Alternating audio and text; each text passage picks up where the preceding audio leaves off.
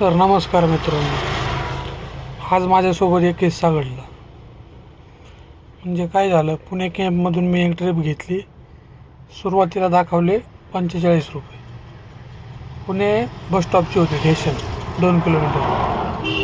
आणि कस्टमरला ड्रॉप केल्यानंतर राईड एंड गेल्यावरती टोटल बिल आलं 469. म्हणजे 424 रुपये ते आउटस्टँडिंग फीज का सबस्क्रिप्शन काहीतरी कस्टमरचा प्रॉब्लेम होता. आणि मी कस्टमरला सांगतो आहे की हा तुमचा प्रॉब्लेम आहे. तर कस्टमर मला सांगतो आहे की हा माझा प्रॉब्लेम नाही आहे, तुम्ही आणि तुमचं ते उबेर बघून घ्या. आणि 45 रुपये देऊन तो निघून गेला. आता 424 रुपये मी कुठून भरू? 424 रुपये कमवायला मला अर्धा दिवस जातो. आता ह्याच्यामध्ये उबेरची चूक आहे, माझी चूक आहे का कस्टमरची चूक आहे? पण ह्या दोघांच्यामध्ये आता मी काय करू? आता मला मायनस पडलं आहे, मला ट्रिप वाजत नाही. उबेर बघ आता काय करायचं. उबेरवाल्यांनी नको नको करून ठेवलं आहे. जे तुमचं आउटस्टँडिंग आहे तुम्ही कस्टमरकडूनच घ्या ना. नाही तर सुरुवातीला त्यांना दाखवा. डायरेक्ट तुम्ही नंतर न दाखवताय, कस्टमर पे करत नाही, भांडणं करतात, निघून जातात.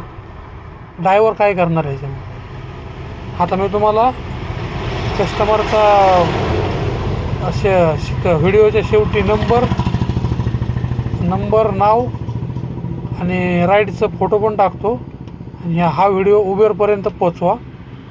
जेवढ्या लवकरात लवकर होईल तेवढा उबेर कस्टमर केअरला फोन केला तर कस्टमर केअरवाले म्हणतात की राईड एंड केल्यानंतर पैसे घ्यायची जबाबदारी तुमची आहे.